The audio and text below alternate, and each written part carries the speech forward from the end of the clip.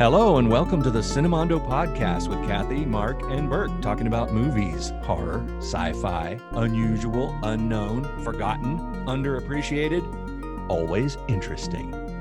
How is everyone? I'm fabulous. I love this time of year so much. It's fall, it's Halloween. It's so great. Starting to get cool. I love it. It felt like a fall day today here in Los Angeles. Like took a long walk this morning. It was like, ready for some apple cider donuts. Anything food wise. Oh God, I want to get some of those. I just went to Trader's and I did not pick up the donuts, which I love. Why not? Were you trying to be good? Yes. So stupid. I'm just gonna make another trip and get them. Yeah. I don't know why I bother. This is when you have apple cider donuts. You're allowed. It's fall. It's Halloween. It's time to have those donuts from Trader Joe's. My wife is baking cookies at this very moment. Are they pumpkin spice? They have to be because it's October. That's the rule. I should bake some cookies. I should do that. I made some banana bread the other weekend because I had a bunch of really old bananas. Love that. You know, food thing I just figured out. This has nothing to do with baking or anything, but I just thought of this because I thought, how did I not know this my whole life? How do you guys cut avocados? You ever done that? You cut it you cut it around the pit, horizontally, and then you sort of twist it.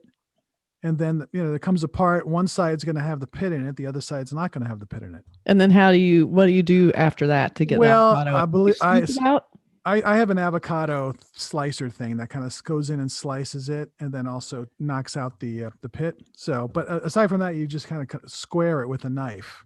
Let me tell you this trick that has changed. Because I had the drill bit and drill a hole. Suck it out. This seems so obvious, and it's so much better because I feel like when I do that, I have the avocado scooper too. Hello, everyone. The Cinemondo cooking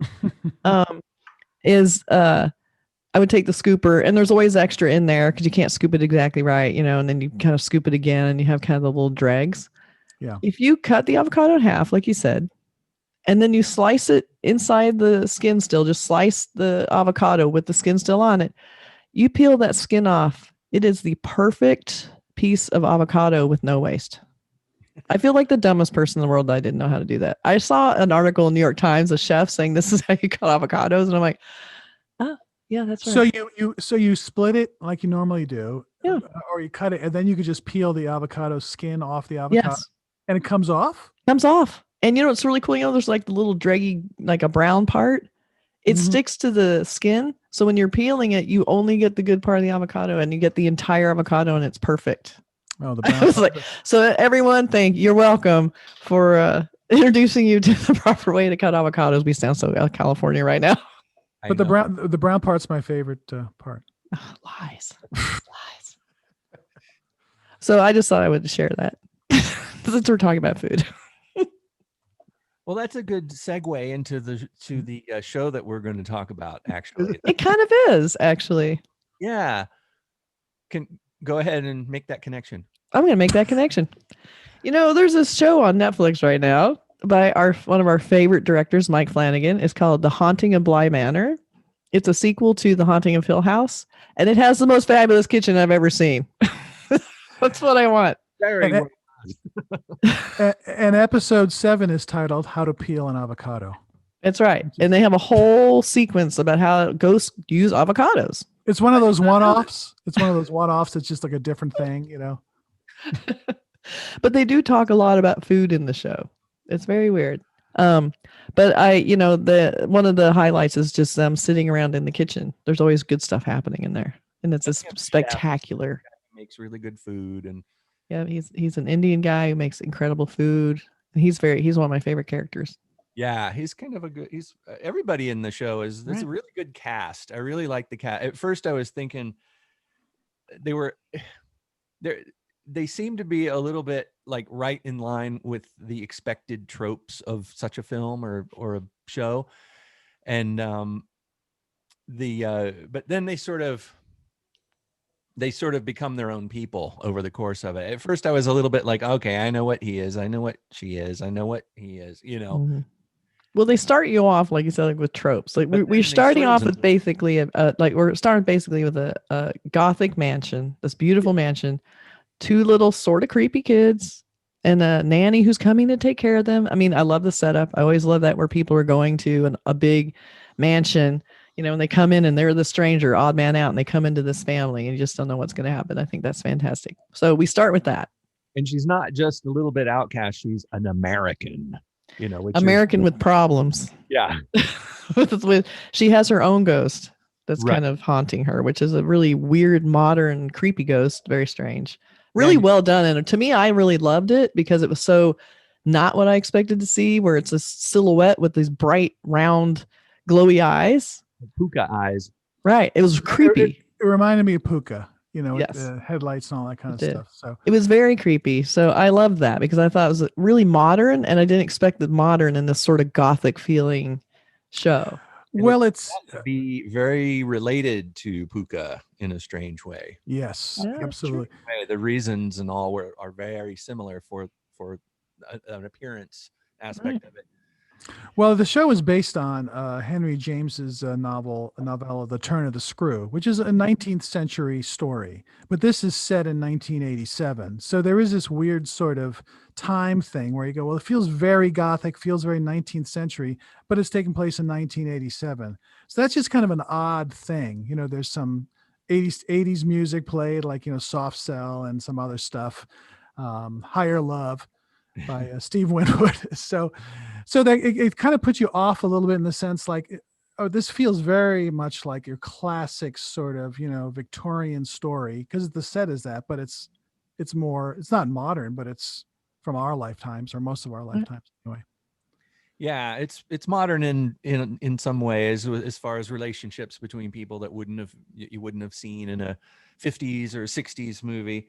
And it's also, I mean, it has it takes place in the 80s, so it has kind of this vibe of an 80s horror film, as far as the types of characters. When the nanny shows up, she's really kind of naive and, like not really the sort of street savvy American. She's sort of like the sort of almost stereotype of the kind of wide-eyed, naive American who, doesn't really understand the British upper crust or whatever. And which is kind of funny in a little bit because the little kids and her are fun together. The kids are so overwhelmingly British, the little girl is like, what is the thing she keeps saying? It's very Perfectly splendid. Perfectly splendid. It was cute. Mary Poppins. At first I was like, oh, and then I'm like, oh, I love that.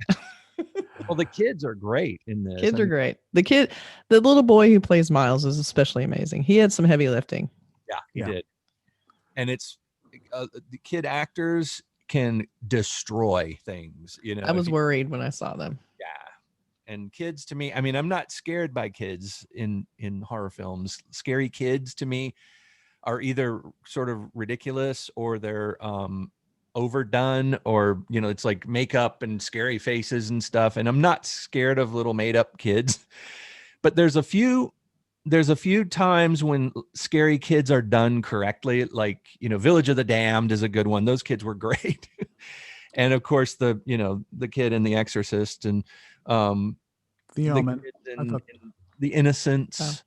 And the kids in The Others, which is a sort of recent film, the Nicole Kidman film, those kids were really good. So there are some good, creepy kids in horror entertainment. And I think these kids fall into the category of good, creepy kids in horror entertainment. Well, what's so funny about them is that they were, and let's call them out. So it's Benjamin Evan Ainsworth as Miles Wingrave. And then we have Amelia B. Smith as Flora Wingrave. And so they're the little kids who are in the mansion that need a nanny or an au pair. Yeah. They start off, what I liked about how the show started is it starts off as the classic Gothic story. And the kids are kind of creepy and they're very quirky. And then, everything seems kind of set. You're very comfortable with it. You kind of feel like, okay, I know what's going on here. You're like, I get it. And then I feel like as the show goes on, the kids get a lot less creepy. And you start kind of liking the kids, and the show starts getting like kind of starting veering off for what you thought it was going to be. So that's what I think's kind of fun about it is you think you have it down. You're like, what are they gonna do? Nine episodes of this, and then they go, woo, they take this left turn, and then you realize that now we got Mike Flanagan kind of bringing it. He sort of lulls you a little bit with the beauty and the Britishness of it and the politeness and the quirky, cool, diverse cast, and you're like, this is a really cool show. And then and as always, Flanagan brings in this incredible emotional depth to the story and to the characters. Like there's always this element of tragedy underneath it. There's a really tragic kind of love story, and it's not even, it turns out, the love story is this whole other thing that, isn't even what you expect. I love when he does that because you are invested in the characters. You aren't at first because you think these are just cardboard cutouts, and then they just take it. So it really does end up growing and deepening as it goes. Yeah. Well, first I'll say the cast is uniformly good. I mean, not just the kids, but Victoria Pedretti, who plays Danny, and she was in a lot of the same actors that were in Flanagan's the Haunting of Hill House are in this, and she's one of them. Oliver Jackson Cohen is another one, who you remember from The Invisible Man, who's invisible through most of that, but he's. I don't remember what he looked like. And Tania Miller, who I've never seen before, as Hannah Gross, is quite. She was good, great. And Raul Coley as Owen Shawarma, the chef. I totally loved him. He was adorable. Yeah, and Rebecca Jessel was played by Tyria Sharif, who I haven't seen before either. So a really great cast, really well. Did you call it Oliver Jackson? Yeah, Oliver Jackson Cohen. Was Peter Quinn. Yeah, he was in Haunting of Hill House. Yes, he played. A bunch of these people were. Yeah, no, it's Victoria Pedretti. Oh, so good. She's really good. I So love her good. in her mom jeans. I know it's so 80s. The mom jeans with the socks, the big baggy socks, and the white shoes. Another thing that's important to mention, because it is important, is that this is actually a ghost story being told by someone. Right. In the very beginning, we have Carla. Say her name, Mark. Gugino, who we all know from We love from Haunting of Hill House. Yeah, of course, Flanagan's Gerald's Game. She was great in that. And a bunch of De Palma films and stuff. But she's sort of telling the story and is the narrator. She's the young Jamie who was the groundskeeper.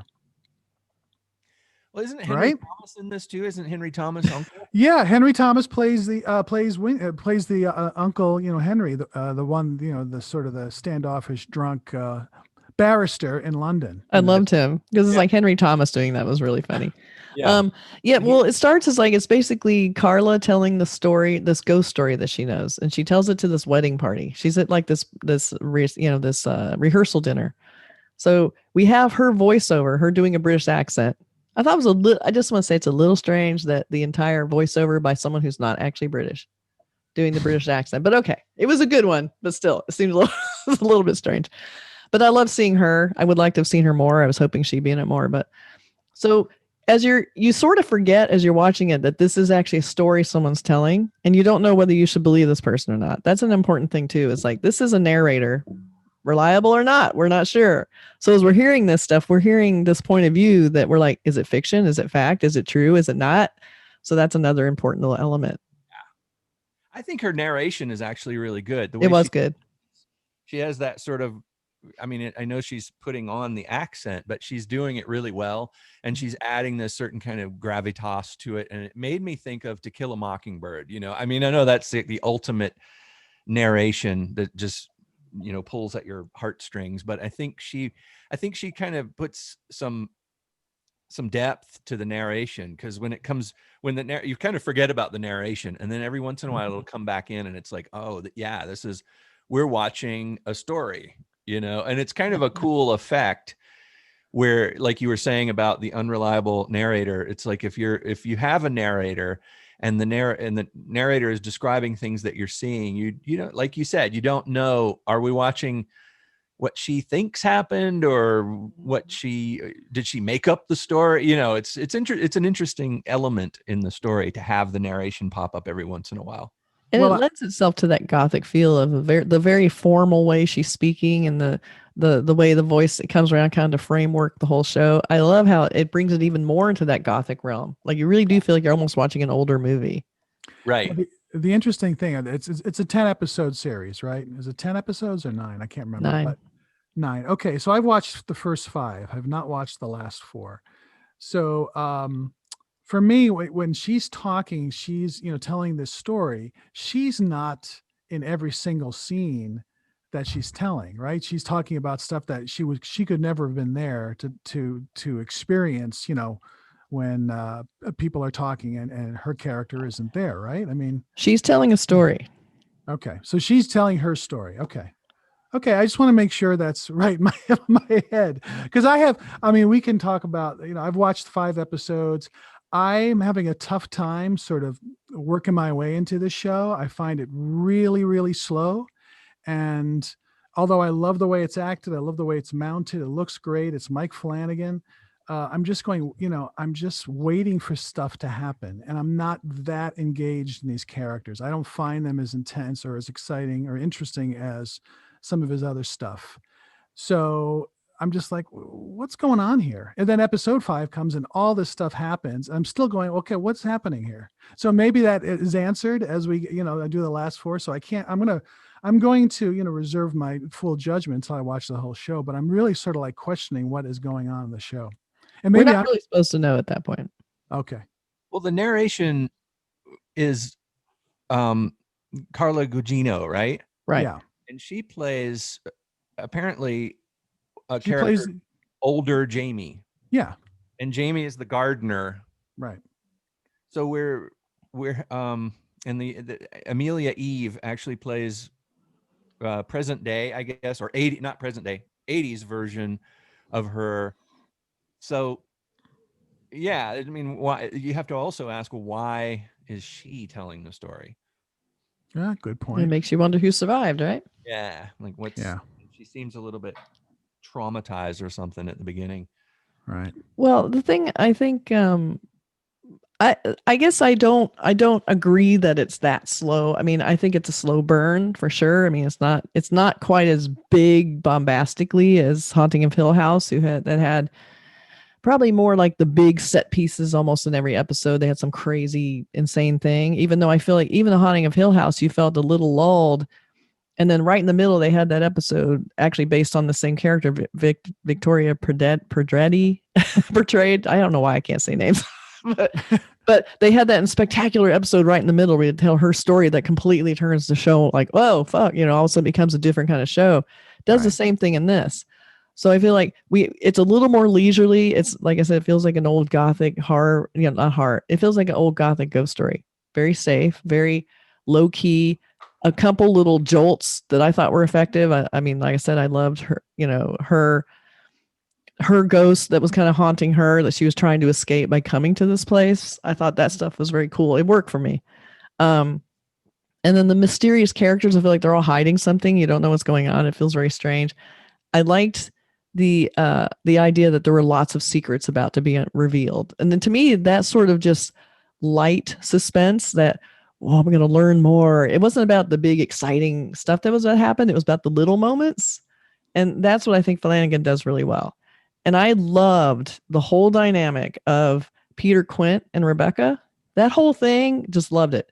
I thought he modulated that performance perfectly as like this completely charming, gorgeous, this go-getter guy that sweeps her off her feet, the nanny before Danny comes in. And then you find out he's a little sinister. He's got some abuse problems. He's kind of abusing her, mentally abusing her. And then he would charm her back because he's just, he has these puppy dog looks. He does that so perfectly to me. I was loving that. His whole storyline to me was spectacular. You guys are about to be very like cool with that one, I think. So that stuff, that whole backbone of the story is basically that love story that you're just almost barely getting introduced to in these first episodes. But I feel like that whole thing gets into a really cool place that I almost wish they'd gone even deeper into. I don't want to give anything away because the show really relies a lot on what you don't know. And when it happens, it's this big reveal. You're like, oh, that was cool. And it's not even like, whoa, big reveal. It's like little creepy, like, oh my God, that's kind of major, So I really loved how they played a lot of this. There's some great yearning and sadness and tragedy, and then there's episode 8, which you'll be getting to, which is this whole completely, almost like episode 8 of Twin Peaks: The Return, where it's just this completely standalone crazy episode that's really good. That basically tells you all you need to know. So once you get to that, so when you look at the show as a whole, do you have the slow burn in the beginning where it's lulling everyone into their gothic kitty, creepy kid ghost story? And then it turns it on its head at episode 5. You're like, what the hell is happening? Is this sci-fi? What's going on? And then it gets deeper into the whole tragedy and the relationships and what everyone's doing there and, why they're there. And, the whole dynamic with Henry Thomas's character, it gets more and more complicated. Yeah. And then it has, the beautiful, emotional, Mike Flanagan, endings, that always bring in the heartstrings, so even Hill House, had that kind of an ending. So it's pure Flanagan, really. Well, let me ask you about, episode 5, which I just finished watching. Can we talk about what was going on in that, or are we spoiling it by talking about episode 5 on this? We can talk. I mean, it is a spoiler, probably. Okay. I think so I have just one question about it. Well, we can what is happening? It's like I literally watched it going. What? So that's not a spoiler. Those questions are too hard. I'm leaving. I felt the same way though. I felt like I was missing something, or that something. I mean, we've all seen. It's basically, I mean, not being too spoilery, but there's a character who is evidently appears to be sort of unstuck in time. One of those characters who is and what's interesting is at the very beginning of the series, that character is often sort of staring, distracted, oblivious. Right. And when you first see her, or when the new nanny Danny arrives and sees her, she's looking down a well and she's looking, and then she's like, oh, I'm sorry, I was a million miles away. Good to meet you, and she keeps doing that. And she also, another thing that I don't know if it's come in yet as an element, but she never eats, right? She's always at the table and right. She doesn't eat, and she sees cracks in the wall all the time. Specific shape of a crack. Yeah, a specific crack. Doctor Who story. Yeah. A little crack between the dimensions and all. So you're kind of wondering, is she falling through the cracks and going back and forth between here and there? But then what's interesting is that there are characters, she seems to be going back through experiences that she's already had and like reliving things as opposed to just jumping around in time. She's actually aware of it, so and the characters who are with her in those jump around in time moments are aware of it too. She'll say, we have to do this again, and the other character will say, yes, I believe we have to do this again. And it almost feels like someone's watching them, like monitoring the scene that's playing out or something. It's very strange. It's very creepy. I thought it was fantastic. I felt like you've been lulled so long, and the episode 5 happens. You're like, whoa, what's happening? And then you feel like, okay, show's taking off right now. It's about to do some weird shit. And it does. It's a completely, reimagined turn of the screw, or The Innocents. It's if you haven't seen The Innocents from 1961 with Deborah Kerr, that is a classic film. That's a very gothic film. It's a real, nanny comes to take care of a couple of kids, and the kids are great. We've talked about it on a past episode. Yeah, we had an episode about it, and the others. I think we talked about them on the same episode. Yeah. It's about the creepy kids in the mansion. There's another movie that a lot of people haven't seen from, The Innocents came out in 1961, but then in 1971, there was a movie called The Nightcomers with, it was directed by Michael Winner. It's got Marlon Brando, and Marlon Brando plays Quint, and it's sort of it's a prequel to The Innocents. So it goes into the whole story of Quint as this really bad influence on the kids, and gives the little boy a lighter and all these things, and like in this. Yeah, and he has this obsessive kind of affair thing, with the, you got to watch it. It's a pretty good movie. But it's a slow burn. It's something I think Mike Flanagan was probably inspired by the. Yeah. I don't like to use the word slow, but the sort of pensive, meditative feeling of an older film. You get, like in 70s horror films, I think one of the reasons that I love them so much and they're so effective is that it lets, the filmmakers sort of let you live in that space a little bit. there's not a whole lot of rapid cutting and cutting from here to there and switching scenes and crazy rapid action type stuff. You get these sort of moments where you get a sense of the environment. And that's one thing about the Bly Manor, is that you, at this point, I'm 5 episodes in, like Mark, but I know the layout of the house. I know what's in the front door. I know where you go when you go up the stairs. I know how the gardens are laid out in the front and where the little church is, and you feel like you know the grounds. I know where the sculpture garden is, and when And the lake. in the lake, Yeah. The scary lake. but the cool thing about that psychologically is when you know the layout of a space in a film, like when you know the geometries of a space, then when somebody's walking somewhere or going somewhere, walking down some stairs, you know that place, you know where they're going. And when they're walking across the grounds towards another building, you know what's in that building. And how long it takes to get there and what it feels like to go to that building. And you're a true omniscient viewer, like you're there going, I know, okay, she's going to go light a candle in the church, because that's what Hannah does. Yeah.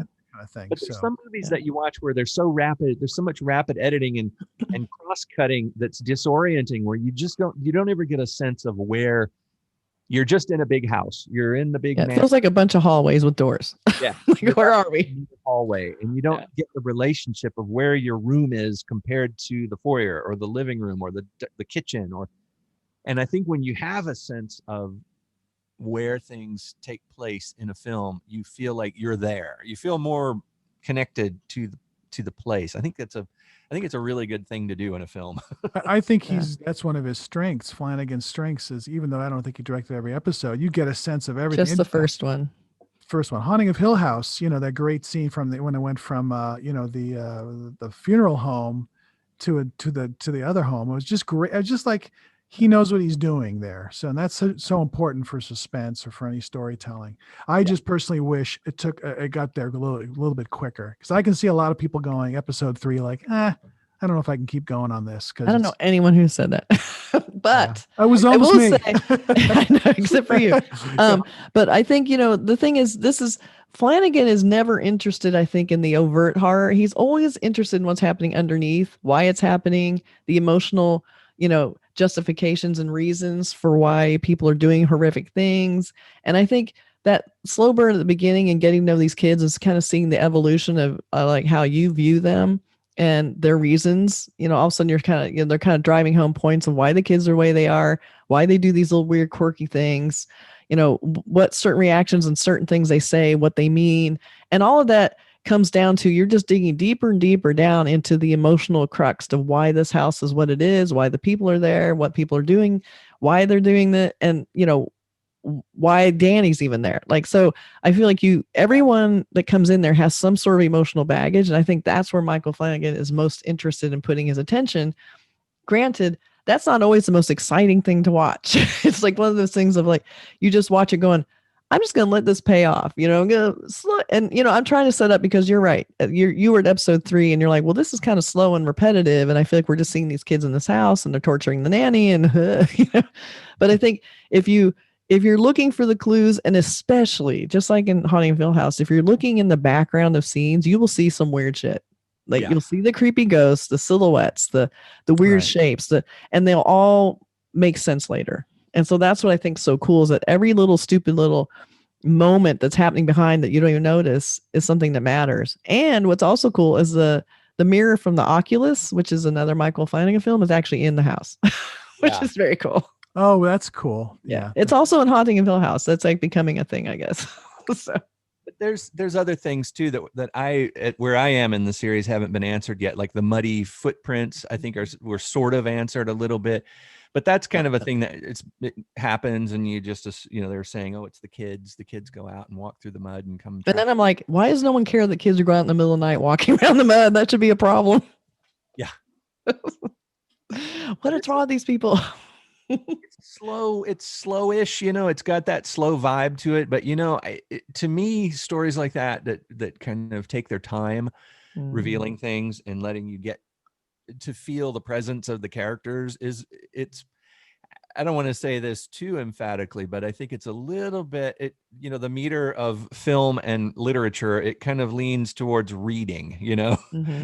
like reading a book. We spend a lot of time reading a book, however long it takes you to read one novel, one sort of horror novel, for instance, is a lot longer than it takes you to read, to watch a film. So you spend more time in that world when you read a book. And I think a lot of filmmakers kind of want to find that somehow without being boring. And I also want that too. Like, think about it too. We're now in a point in entertainment where we want long form entertainment again. Like, it used to be TV, and the episode after episode was just kind of like a throwaway, and people wanted to go to movies and they have their big movie and their hour and a half of escape.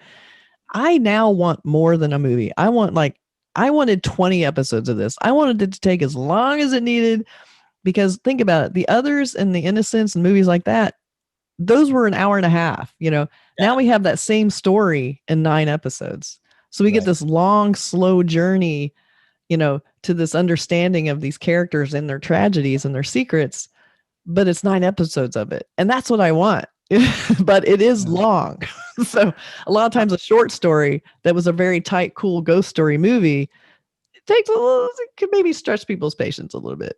Yeah, we're definitely in the era of the binge right now, binge viewing, and my wife and I sit there sometimes, we're watching, we're like, you want to watch one more? Yes. Like, yeah, one more. It's only 3 a.m. We can watch one more. And we watch one more, and then something has happened in there. It's like, well, we should just go ahead and watch another one. We need to watch one more. I love that there's one more. I love that. Well, I understand what everybody's saying here.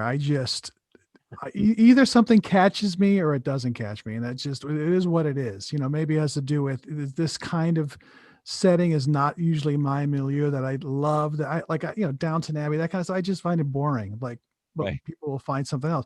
So it's just like, oh my God, it just was too slow for me. So, I loved episode 5. I'm sure Flanagan will deliver the last 4 episodes, and all those questions will be answered.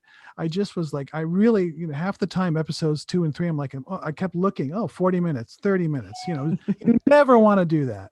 And that's what I was doing. Sorry, it was just the way I felt, Yeah. To be honest, you don't have to apologize, Mark. Well, I want to love Flanagan. I like everything he did. Dr. Sleep is okay, but everything else was great.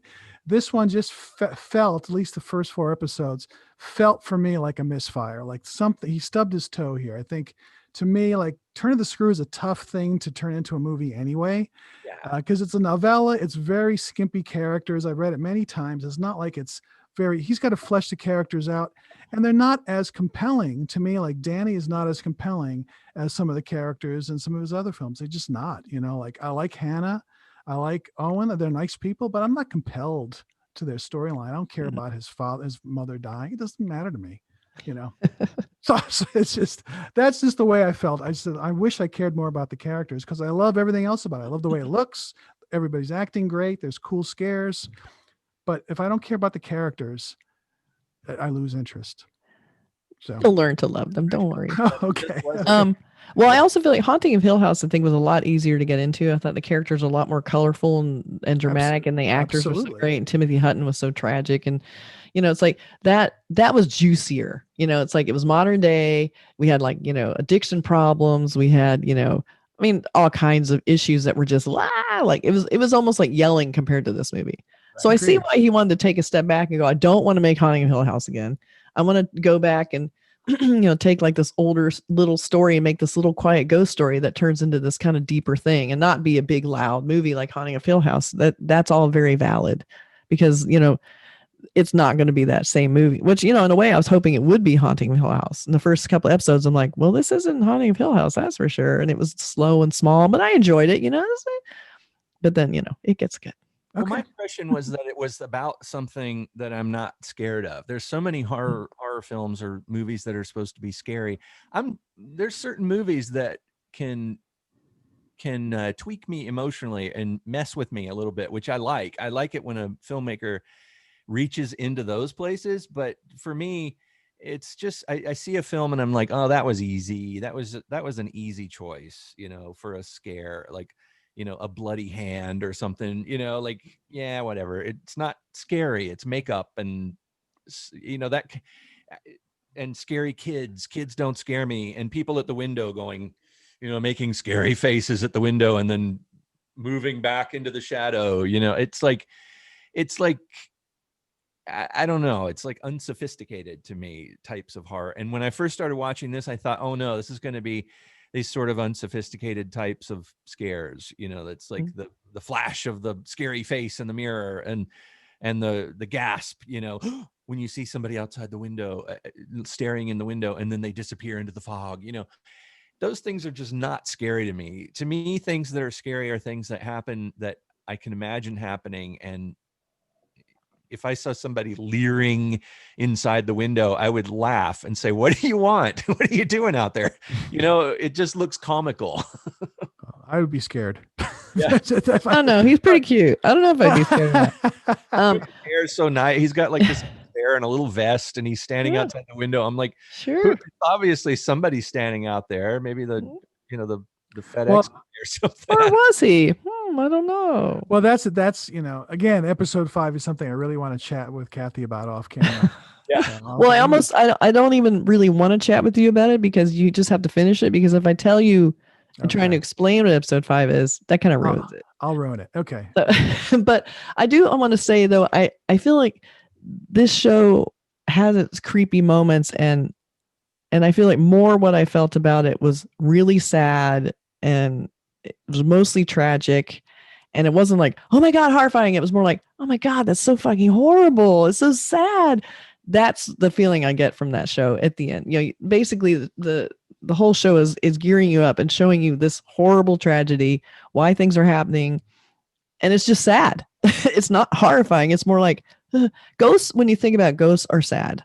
Yeah. They're people who've died. They can't let go. It's like, that's a sad situation. And when you think about why that person might be holding on, it's also very sad. So I think his whole, the whole mechanism of this show is to sort of present itself as a scary show and have scary moments, but ultimately just be really sad. And we understand why ghosts are sad. Well, I have a feeling that's it. What's the character? Is his name Oliver? Oliver's mom. No, Peter. No. Oh, it's Owen. The chef is Owen. Yeah. Oh, Owen. Yeah. I have a feeling we're going to see Owen's mom at some point because there's guilt feelings because he was away from her, and there's going to be sort of a why you do this to me, Dimmy moment. And there's the ghosts in this seem to be about guilt, or somebody feeling like they're responsible for the event that led to the creation of a ghost, And I feel like too, I feel like the people, and especially in Danny's case, you're almost holding the ghost to you versus the ghost coming at, like, haunting you. I feel like some people hold on to their ghost. And then the reason the ghost and the person can't find rest is that you won't let them go. And that's sort of also what this show is about. It's not just the other way around. And I will say, as the show goes on, you'll see this. My only quibble is, as it goes along, it starts going into this really cool place. Amazing cool place, incredible concept. And then I feel like they just sort of go away from this really cool concept and do this other thing, which is still good. But I feel like, I would wanted to see that. So I feel like there's still more story in this amazing sort of idea that I don't think I've ever seen before, actually brought into a ghost story that I want them to follow through on. And they didn't really do that, but I would like to see that happen. So there was a little bit of that, but then they just kind of, but it's pretty great. Part of me is kind of expecting something, you're expecting something like The Others or Sixth Sense or something, but I don't know where it's going really. But the thing is, when you talk about, like, say you're going to make a ghost story, you want to make a ghost story movie, you have choices on what your ghost can be. Your ghost can be a scary, monstery, kind of creepy, vengeful, angry, murderous, dangerous ghost that pops out and scares people and looks awful and scary.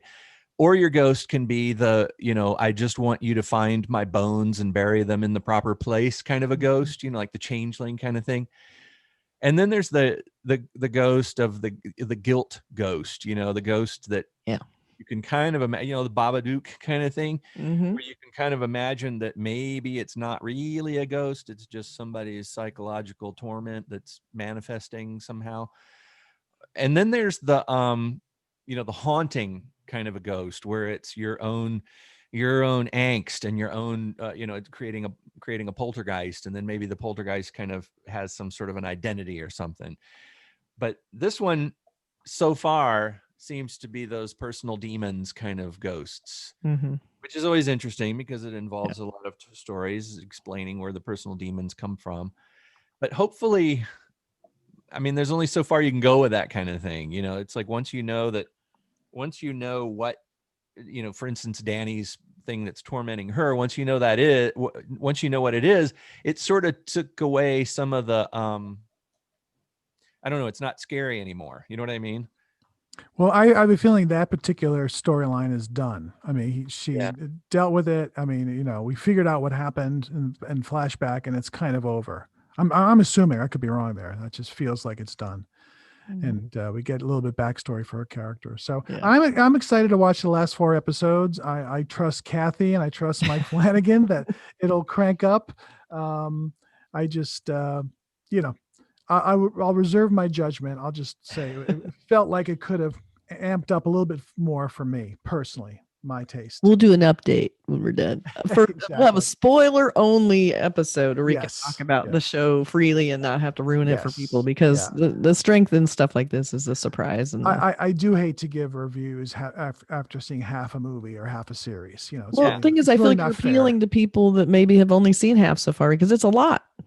So I feel like, a lot of people haven't quite gotten through it, and they're probably wondering, should I keep watching it? And now, they'll know, like, well, Mark's sort of felt like he wanted to give up on it, but now he feels compelled to continue. Maybe I should continue. Right. Because you have that kind of power. You watched the whole thing, right, Kathy? Yes. And you still recommend it? You're like, yes. Aside from your one tiny quibble, you're like, my little teeny tiny quibble. Yes. Worth following. Okay. Yeah. Yes. And also, it's good to also mention that he brought in some really great directors for each episode. It's almost like a director showcase. I know that a couple of the episodes, I think, were directed by the couple that did Cargo, which was that great zombie movie with Martin Freeman. Mm-hmm. I think he mentioned in his list of great horror movies that we did in a previous podcast, the Mike Flanagan list of horror movies that we discussed, he mentioned a few of the people on that list he was going to get to direct Bly Manor. So I haven't double checked to see if he got all those people, but there are some really, there's like theatrical good people on this list. So there's a reason that the show looks as good as it does. And it looks big budget, but technically, it looks like it was all shot on a set mostly. And I guess it's mostly a lot of green screen, but you would never know watching it. It looks very filled out, very lived in. Yeah. So, I'm always amazed actors can do any work in a situation like that. Like, how do you act like this cool Gothic manor when it's basically just a green screen? I'm just blown away by that. Yeah. The kids, and some people can, some people can't. They can. There's some actors who are really good at seeing, like if they're supposed to be talking to a character right there that's not really there, they're good at focusing and getting their eye lines right. They're also good at appearing as though they are inhabiting a space that's not really there.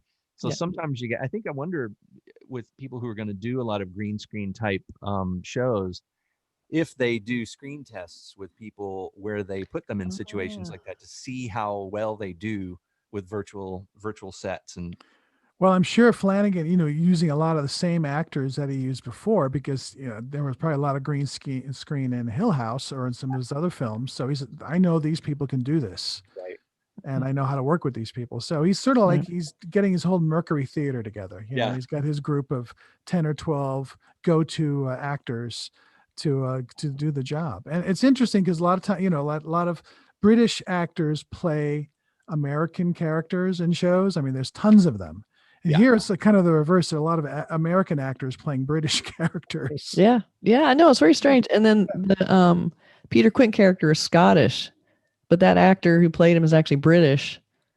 And so he played an American in Haunting Hill House, and now he's playing Scottish in this one. And so his Scottish brogue is excellent. It was, I had someone else say it was terrible. I'm like, you're crazy. You don't know what Scottish people sound like. Get out of here. But yeah, I thought it was really good. And you could only understand him about half the time. Yeah. That to me is a good Scottish accent. But I also want to draw attention to really fast is I thought that the opening credits for this is amazing. I loved the portraits, the old oil portraits that then sort of start like merging into like a big weird, their faces start going away and they look kind of rotted. I mean, I thought that was really beautiful and really old school. I love that. And I love the music.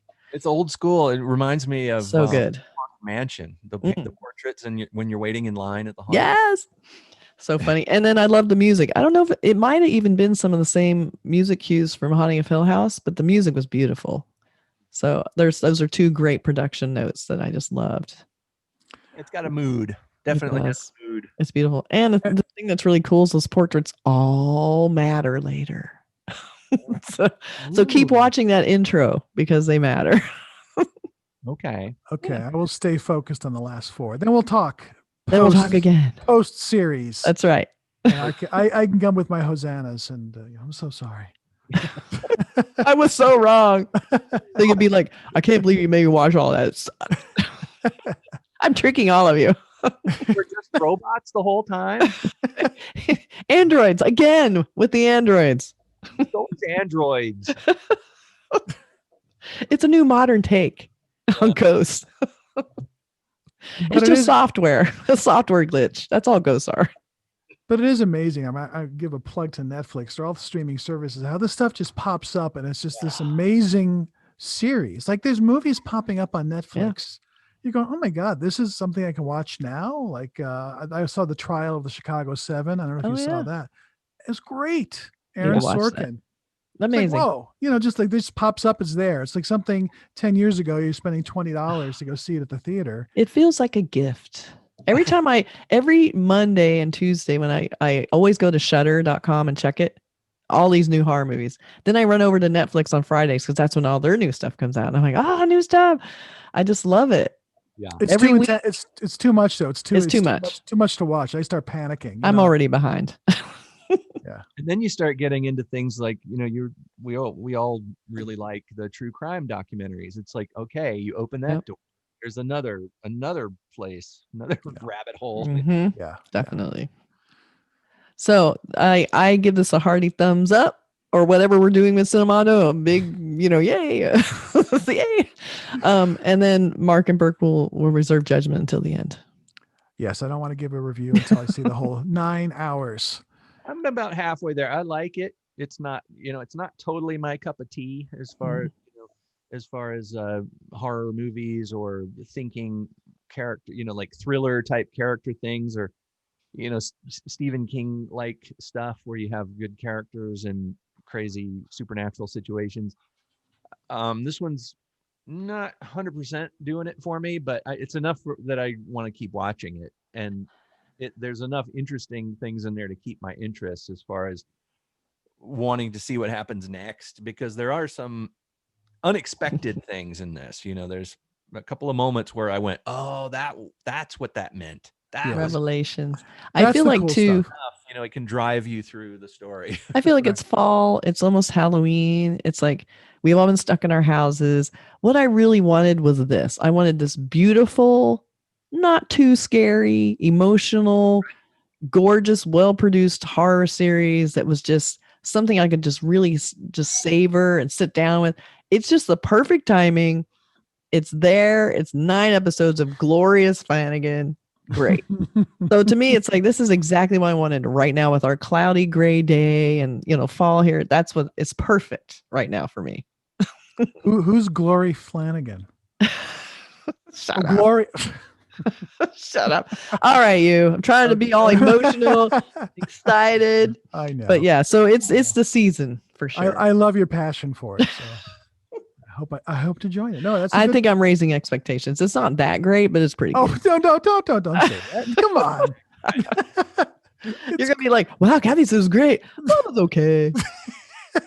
Don't backpedal. It's okay. No, I loved it. It was great. Maybe it's just me. I know what you're saying, though. It is very Halloweenish, Mm-hmm. It's I don't know if it's really for the kids. I don't know if the kids would get into it because I think they would. I've watched the first 5 episodes with Val and with my daughter, my 13-year-old daughter, and she was, she goes, I don't know what's happening. Episode 5. I said, kid, I don't either.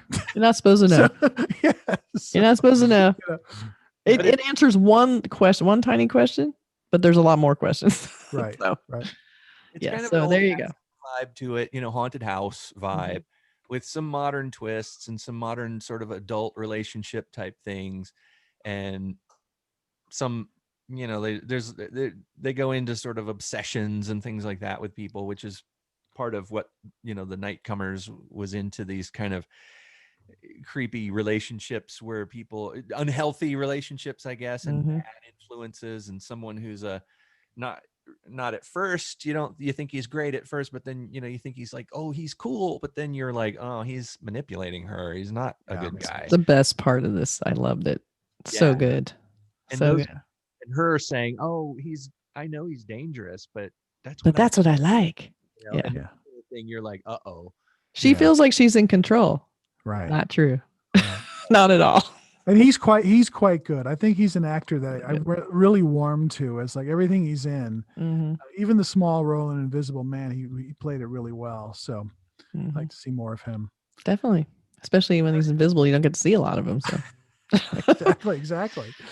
And in this, he was basically a supporting player, a very critical one, but he's not like on the screen all the time. So he's just in windows looking creepy. Right.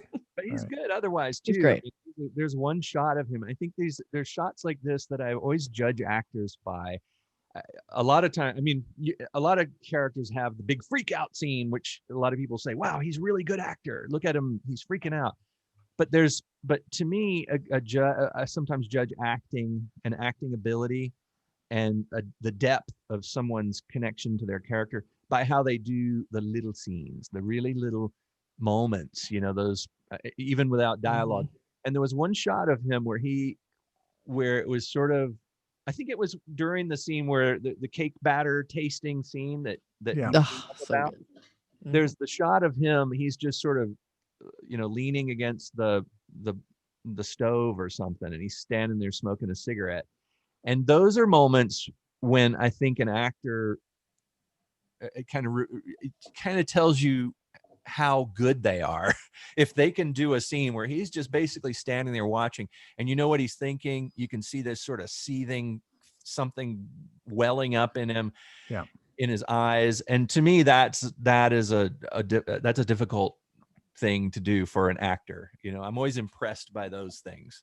It's especially impressive because he wasn't even the center of the scene. He was sort of in the background, and you could still tell what was going on with that guy watching. Like, he was almost like he's the outsider. He's watching this happen, and he is not happy about it, but he's not even moving. He's just standing and staring, and you just know he's just like pissed. He wasn't doing or saying anything in that scene. The other actors were saying and doing all the business, but he was sitting there, but the scene was about him.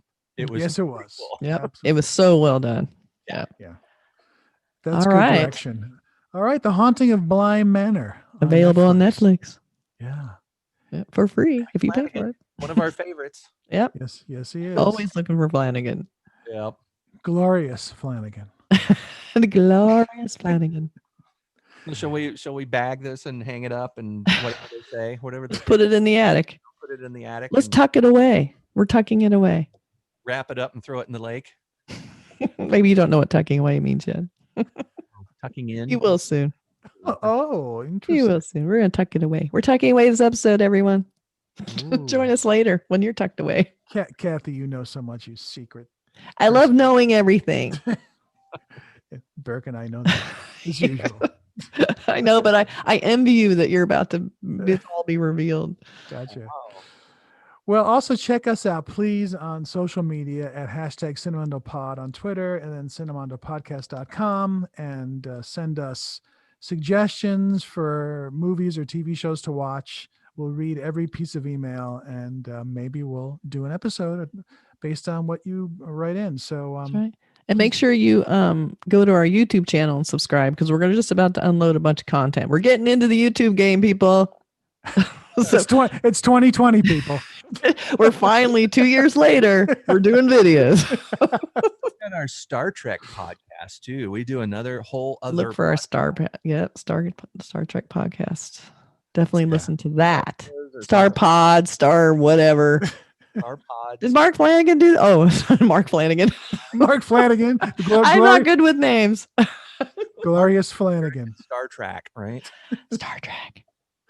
And you can always send us in recommendations and stuff, and you get a hologram sticker. If you want to give us your address, we can send you a sticker. If you trust us. We're very honest engines. Very honest movie Jokes. fans. We don't leave our house. We just watch movies. We're good. Sad but true. All right, everybody. Bye. For listening. Take care now. Cinemondo signing off.